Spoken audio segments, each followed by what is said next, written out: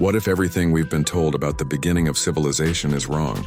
What if the story doesn't start with Egypt's golden sands or Sumer's first cities, but somewhere far older, buried beneath forgotten oceans and erased from memory itself? Imagine for a moment that the pyramids weren't humanity's first attempt to touch the heavens. They were the last echoes of something far greater. Something that time tried to erase but couldn't. Before we go further into this mystery, take a second to like the video and subscribe. But only if you truly enjoy the deep dives we take into humanity's hidden past. And tell me in the comments where you're listening from and what time it is for you right now. Somewhere out there, someone's falling asleep to this same mystery. And that thought alone feels ancient. They say Egypt was the dawn of history, the place where order first rose from chaos, where stone defied the desert and gave birth to civilization. But when the sand shifts, when the wind strips away time's disguise, the truth begins to whisper. Beneath the temples and tombs, beneath the myths of kings and gods, lie contradictions carved into stone. Take the Osirian Abydos, enormous red granite blocks stacked with surgical precision, each one weighing dozens of tons, resting deep below the temple built by Seti I around 1200 BCE. Archaeologists say it belongs to his reign. Yet the stone tells a different story. It shows signs of erosion by rainfall, rain that hasn't touched this part of Egypt for over 10,000 years. And then, there's the Sphinx, so familiar, so photographed, so overexposed that its mystery feels invisible. But look closer. Its face may have been recarved, but its body, scarred, eroded, and grooved with deep vertical channels, bears the signature of water, not wind. In the 1990s, geologist Robert Schoch stood beside it and dared to say what others feared to whisper. The Sphinx is far older than dynastic Egypt, maybe even older than the desert itself. To suggest that was to commit academic heresy, because according to every textbook, civilization didn't exist before 3000 BCE. Anything older was impossible. But the stones don't lie. They just wait. When you map the Giza Plateau to the heavens, the alignment of the pyramids mirrors Orion's belt, not as it appears today, but as it would have appeared in 2500 BCE. The Nile mirrors the Milky Way. The geometry, the orientation, even the proportions echo a sky thousands of years older than Egypt's first pharaoh. Coincidence? Maybe once. But when the same patterns appear across continents, it starts to feel like memory. Across the world, ancient myths hum the same tune. Atlantis swallowed by the sea. Zep-Tepi, the first time of the gods in Egypt. Sumerian tales of kings who ruled before the flood. Civilizations that rise, burn bright, and vanish, leaving behind only fragments and riddles. What if these aren't myths at all? What if they're memories? Echoes of an age erased by catastrophe. Around 10800 BCE, the world changed overnight. The Younger Dryas, an event so sudden it rewrote the planet. Ice sheets melted, oceans rose, and coastlines disappeared beneath the sea. Entire ecosystems vanished. If an advanced civilization existed then, it would now lie buried under miles of sediment, drowned and forgotten. Maybe that's why every great culture after spoke of a flood, a fall, a golden age lost to the deep. But what if the forgetting wasn't accidental? What if the transition from myth to history was engineered? Imagine a civilization so advanced, so attuned to earth and sky that it understood energy, geometry, and resonance, not as superstition, but as science. And then, it vanished. Not because of weakness, but because the earth itself shifted beneath them. The survivors scattered, carrying fragments of their knowledge. Over millennia, those fragments became legend, and legend became myth. When Napoleon's soldiers entered Egypt in 1798, they expected sand and ruins. Instead, they found impossibility. Pyramids built from stones weighing hundreds of tons, lifted and placed with a precision modern cranes struggled to match. Diorite vases polished to perfection, crafted with techniques copper tools couldn't replicate. Fossilized wood embedded in geological layers that didn't make sense. The more they measured, the less they understood. Some swore the monuments predated the flood of Noah. Others laughed. But the argument never ended. It just went quiet. Over time, archaeology stopped asking dangerous questions. It built its own kind of pyramid, a rigid timeline, layer by layer, held together by belief instead of evidence. Anything that didn't fit the model was dismissed as out of place. But history isn't neat. It's layered, chaotic, human. The deeper we dig, the more we find that shouldn't exist, and maybe that's the point. Because if the story of civilization truly began before Egypt, before Sumer, before the written word, then we are not the pinnacle of progress. We are the survivors of amnesia, the heirs of a forgotten world that tried desperately to leave a message for the future. They built with stone because they knew words could be lost. They aligned their monuments with the stars because the stars would endure.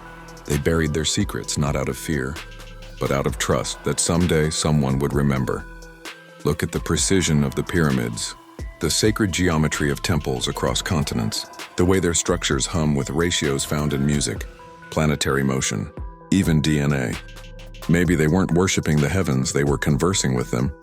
They understood that creation itself is vibration and that everything, stone, star, human, is part of one vast resonance. And now, thousands of years later, we stand in their shadow, half aware of what we've forgotten. We call it mystery, but maybe it's just memory trying to find its way back. The wind across the desert still carries that echo. The stars above still burn in the same rhythm they did 12,000 years ago.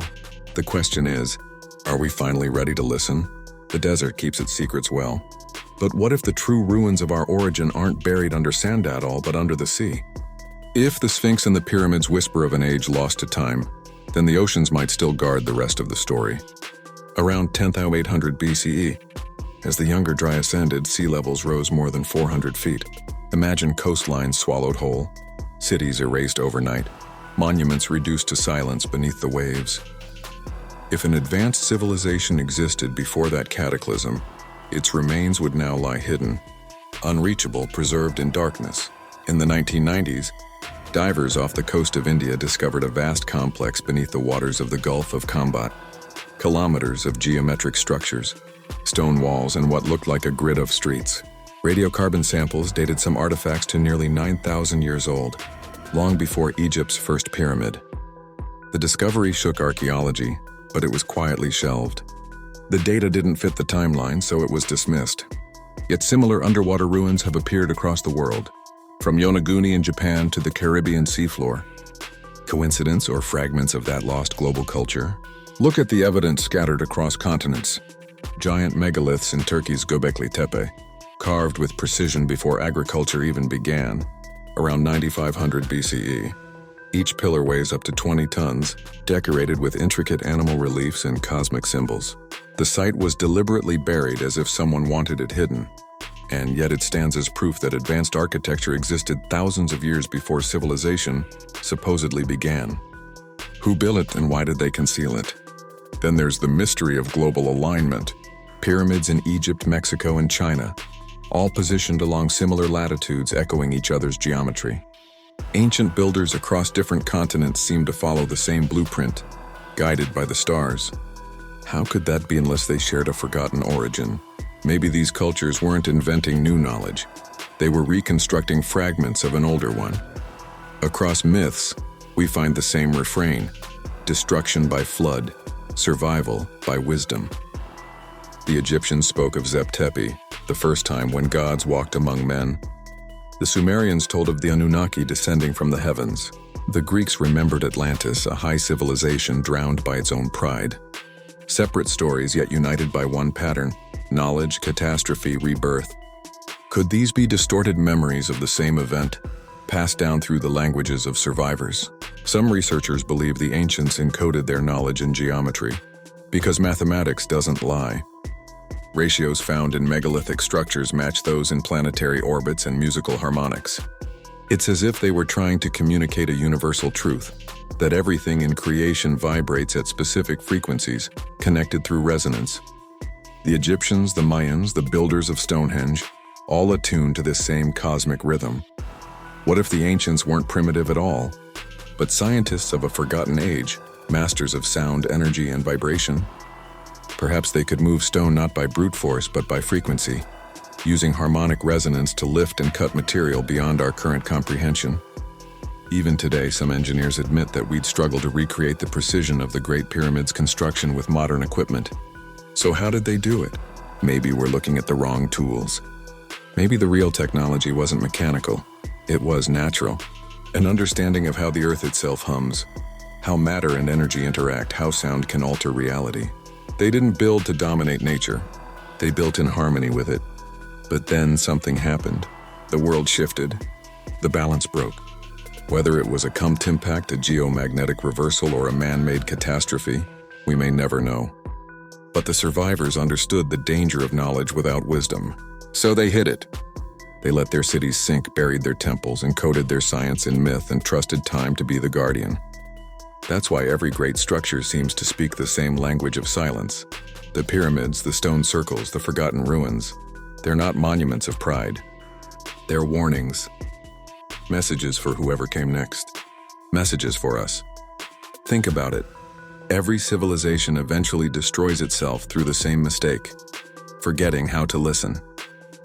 We've become loud, restless, obsessed with progress but deaf to resonance.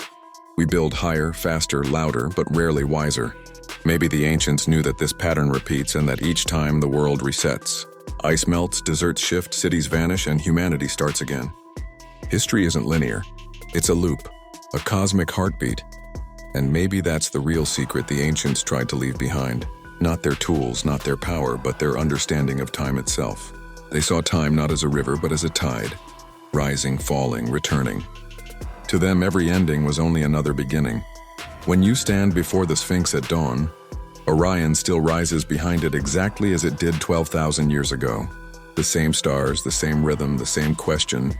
We look up and think we're modern, but maybe we're just remembering. So what if the story of civilization doesn't begin with Egypt, but with what came before it? An age that reached for the stars and fell beneath the waves? What if everything we call history is just the aftermath of forgetting?